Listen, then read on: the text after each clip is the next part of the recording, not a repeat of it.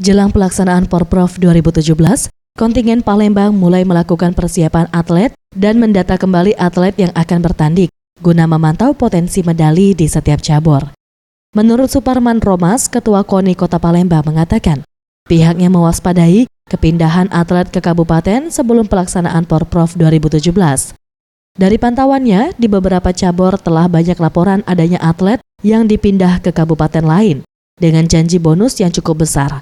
Pihaknya tidak dapat mencegah hal tersebut, hanya atlet yang bersangkutan yang dapat memutuskannya.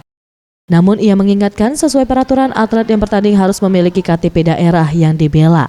Jika ada 2 kabupaten atau kota yang mengklaim atlet tersebut dinyatakan gugur.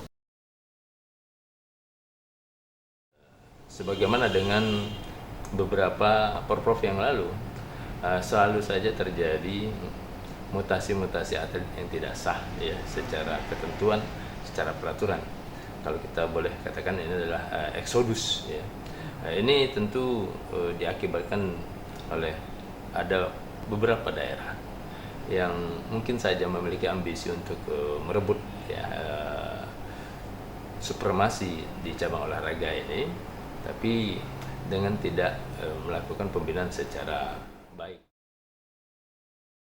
KONI Kota Palembang menargetkan menjadi juara umum di ajang Porprov 2017. Namun hal tersebut tidak mudah karena persaingan cukup merata. Tim Liputan Sriwijaya TV.